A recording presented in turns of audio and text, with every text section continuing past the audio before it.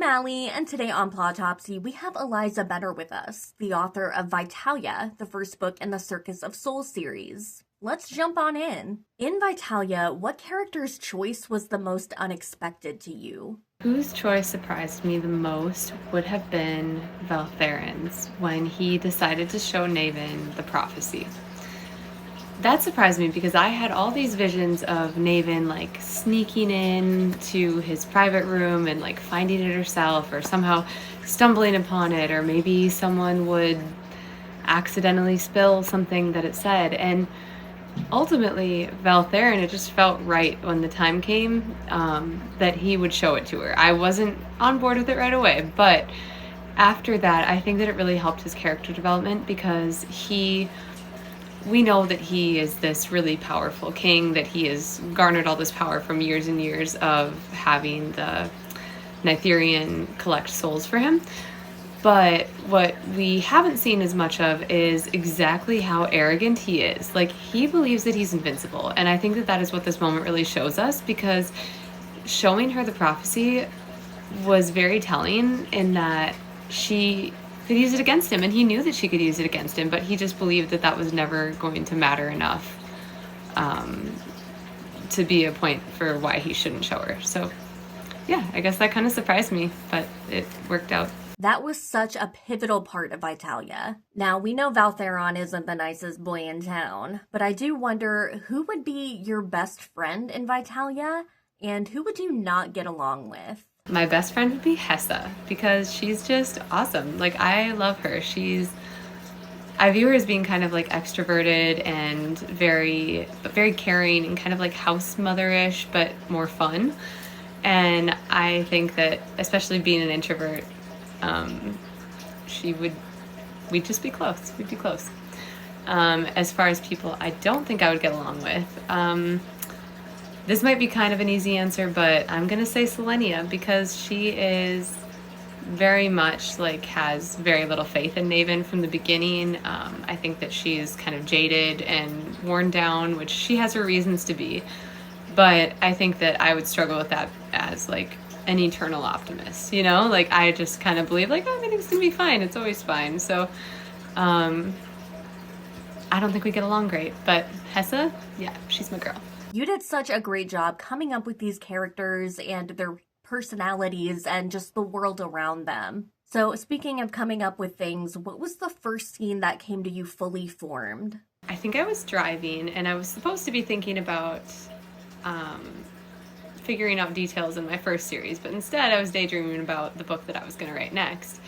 And I suddenly was just picturing this glass forest. I pictured Naevyn walking through it. I imagined like the crunching of like fine glass leaves under her feet, and you could hear the twinkling of the wind chimes in like from all directions out in the woods, and it was beautiful. I pictured like the sun shining off the glass leaves, and which we definitely see scenes like this in the book. And then I knew that the book was going to be about a circus, so I pictured the circus tent there in those woods and her walking from this like ethereal glass forest into the circus tent. And the rest of the story was built around that. It is such a unique idea. Now, if you had to pick a song to describe Vitalia, or specifically Cairos and Naevyn's relationship, what would it be? I think as far as a song that describes Cairos and Naevyn's relationship, I'm going to go with Power Over Me by Dermot Kennedy. And the reason for that is because Cairos really has this like burn the world down for her love for Naevyn. Like, he loves her. And I really think that she does kind of have this power over him because they are so connected. Their souls are connected. He has known her as long as he can remember. He has known her soul and recognized that. So I just think that she really does have a power over him that he can't escape, and she feels the same way. Their relationship definitely is an epic one. How did you manage to balance the darker aspects of Vitalia with the more romantic aspects? I think when it comes to balancing the darker aspects of Vitalia with the romance and the lighter aspects, I definitely feel that in the beginning I didn't 100% know how I was going to handle the dark aspects, like exactly how dark, macabre they would be. And in the end, I ended up kind of deciding on, like, yes, these dark things happen, but we move away from it the further we get in the story. Like, in the beginning, we're seeing the dark things happen up close and personal, and that doesn't really, like, make way for a romance. But the further we get, and especially with this being an enemies to lovers, we have plenty of time between, like, what I view as the darkest point and when the romance actually happens. So I think that time that we had there to maybe kind of let things simmer and slow burn a little bit worked in favor of the book and in getting the romance to feel realistic without dwelling too much on the more sad parts. There are definitely some tough moments, and the characters go through a lot. So on a lighter note, if Vitalia had a holiday, how would the characters celebrate? So if the world of Vitalia had a holiday, how would they celebrate? I think it's different. I think if you're talking about in the human realm, those people would probably just take a day off from work and maybe go to the tavern and have some drinks. But if you're talking in Herethia, in the Fae realm, I think that their celebration would be a lot more nuanced. I think because of the division that they've had with the different factions and the kings ruling over them, I think that all that they really want is peace. Like, that seems to be the main motivation for the people here, is they want to be left alone. They don't want Beltherin to curse them or force them to do anything. And I think that they just want some peace. So maybe they would have a big celebration, maybe a big dinner together. Maybe they would have lanterns and light up the glass forest in a really, really pretty way when they're having this, like, celebration meal. Speaking of difficult characters like Valtheron, which character challenged you the most while writing them? I think that when it comes to writing the characters, Cairos was probably the hardest one for me to write. And that's just because, well, I feel like I understand him, and I know why he does what he does and how he acts throughout the book. With the enemies to lovers, at the beginning, he of course is cold to her, you know? He's very cold. He doesn't like her or anything. At least that's what Naevyn thinks. But deep down, I was trying to keep in mind that he is being, well, I don't know how to say this without spoilers. He has reasons for feeling a certain different type of way towards her, that he is the only one that knows that at this point. Naevyn doesn't know, the readers don't know, no one knows.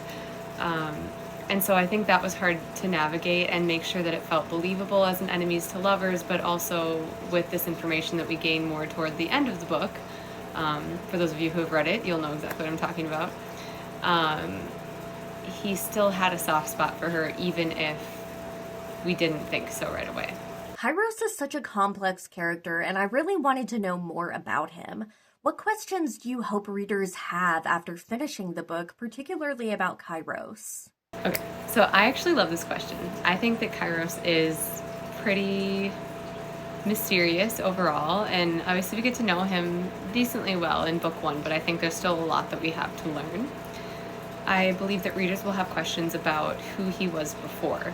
Like, we have this 900-plus-year-old Fae male with 300 years of his life completely unaccounted for at this point. And I think that readers are going to want to know what happened then, which I am actually in the planning stages of a prequel novella written from his perspective about his time before the curse. So watch for that. I'm excited about it. But other questions I think people will have is, like, yeah, what was his upbringing like? How did he get into the castle with Beltherin? How did he get close with him? Who were his parents? What happened to his parents? These are a lot of questions that will be answered, and I think readers will be wondering. I know I would wonder if I was reading it. Other questions might be more along the lines of, why did he treat Naevyn the way that he did early on when they met? If he had the knowledge that he has at the end of the book. I'm trying to say this without giving spoilers. And I think that as we learn more about his character, we know already that he is a good person at heart. Like, he is rough around the edges, but his love and devotion for Naevyn by the end is second to none. So I think that questioning exactly why he treated her that way, like how the bruises of his past made him act the way that he did, I think that would be a question, is what were those bruises that caused him to act like that? Another question they might have is, if Cairos is as, kind-hearted as we know that he is by the end of the book, why for 600 years did he continue to hold the circus and harm hundreds of thousands of people when the alternative is just losing his own life? Like, that's what we know right now, is that Baltherin threatened their life if they did not continue to harm the other people and harvest those souls. So I think that is a question that they might have for me, is why would this person, who is deep down a good person, continue to hurt others just for the sake of himself? Because he's not overall a selfish person. And I think that is a question that readers will have.